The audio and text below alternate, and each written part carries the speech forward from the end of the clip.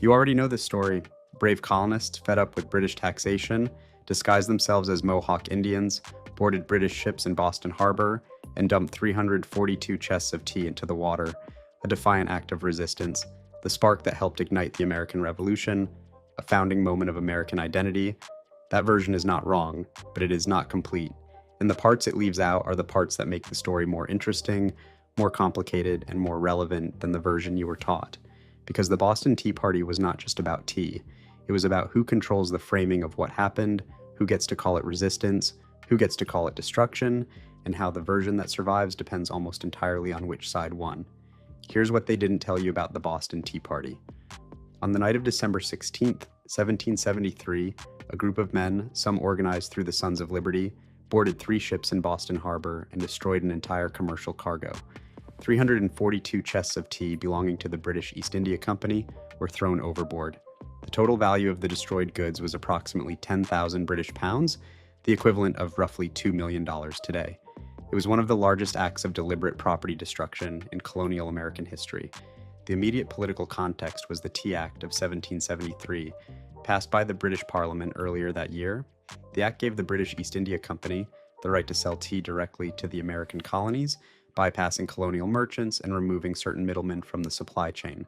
The result was that the company could undercut competitors and sell tea at a lower price than it had been available before. Pause for a second. The Tea Act made tea cheaper. That is the part the standard telling tends to skip past quickly. The colonists who organized the protest were not paying more for tea as a result of the act. In some cases, they were paying less. And yet 342 chests of it ended up in the harbor, which means the protest was not about the price of tea. It was about something else. At what point does protest become something else? Depending on who is telling the story. Because the answer to that question is embedded in the distinction between what the act did economically and what it represented politically. The Tea Act did lower the price. It also gave the British East India Company a monopoly advantage that threatened colonial merchants who had been operating in the tea trade. And more fundamentally, it was another instance of a British Parliament passing legislation that affected the colonies without colonial representation in that Parliament. The phrase that had been circulating for years was taxation without representation. The Tea Act was not technically a new tax. There was an existing tea duty that remained in place. But the way the act was structured meant that colonial merchants were effectively being undercut by a company backed by parliamentary favoritism. The economic and the political were entangled in ways that made the price reduction feel, to the people organizing the protest, like the surface of a deeper problem. The deeper problem was authority. Who had the right to make decisions about commerce and taxation in the colonies? Whether a parliament in which colonists had no vote had the legitimate power to structure colonial markets in ways that served British commercial and political interests. That is what the tea represented. Not its price, its origin, and the system behind it. And this is where it changes. The men who organized and carried out the protest understood the symbolic dimension of what they were doing. They dressed as Mohawk Indians, a costuming choice that has been analyzed extensively and remains somewhat contested in terms of its exact meaning, but that was understood at the time as a kind of disguise and as a statement about colonial American identity, distinct from British identity. They were organized, disciplined, and specifically nonviolent toward persons. No one was hurt. Nothing was damaged except the tea itself. The ships were not burned. The crews were not threatened. The action was designed to make a specific political statement through the destruction of a specific cargo. The British government did not interpret it that way. If something becomes cheaper but comes with more control, what are people actually rejecting? Because the British response answers that question from the other side. Parliament did not hear the protest as a principled objection to taxation without representation. It heard it as lawless destruction of property belonging to a British company, carried out by criminals who had disguised themselves and acted under cover of night. In 1774, Parliament responded with a series of laws that colonists called the Intolerable Acts. The port of Boston was closed until the East India Company was compensated for the destroyed tea. The Massachusetts Government Act reduced the colony's self-governance significantly. The Administration of Justice Act changed where certain legal proceedings could be held in ways that colonists saw as protecting British officials from colonial juries. The British response to an act of property destruction was an escalation of exactly the kind of political control the colonists had been protesting. The Intolerable Acts did not reduce tensions. They intensified them, and they provided the political conditions that made broader colonial unity and eventually armed conflict more likely. Now look at this. The framing question is where the Boston Tea Party becomes genuinely instructive beyond its specific historical context. In 1773, the men who dumped the tea were, within their own political framework, engaging in justified resistance to illegitimate authority. In the British political framework, they were criminals destroying private property and destabilizing colonial governance. Both of those framings were sincere.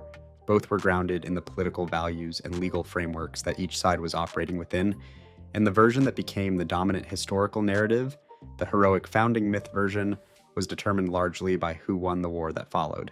This is where people disagree, because that dependency on outcome is the most unsettling feature of the story for people who think carefully about it.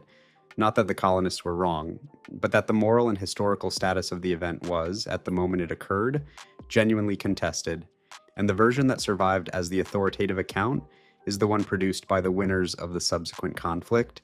That pattern is not unique to the Boston Tea Party. History is written by the winners in a more literal and more specific sense than the phrase usually implies. The documentary record that survives, the official accounts that get institutionalized in education and public memory, the framing that becomes the default, all of these are shaped by who retained the authority to produce and preserve them. The British perspective on the Boston Tea Party did not disappear because it was factually wrong. It was marginalized because the political entity that held it lost the war.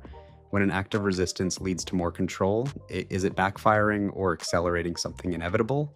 That question gets at the mechanics of escalation in a way that applies beyond colonial history. The intolerable acts did not crush the colonial resistance movement. They unified it. The punitive response to the Boston Tea Party created political conditions in which colonies that had been ambivalent about confrontation with Britain became significantly more aligned with the Massachusetts position.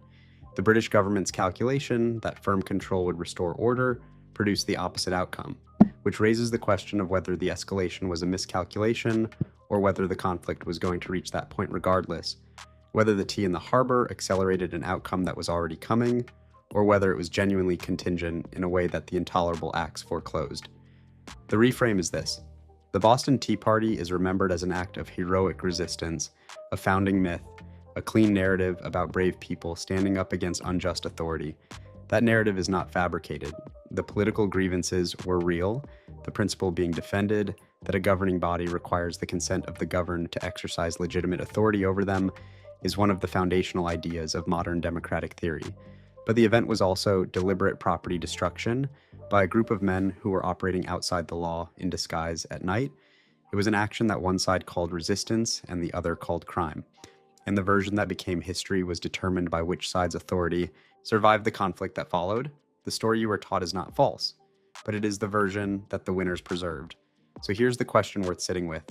If the same action can be seen as justified resistance by one group and unlawful destruction by another, who decides which version becomes history?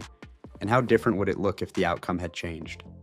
Tell me in the comments which version you find more persuasive, because the answer to that question tells you something about more than 1773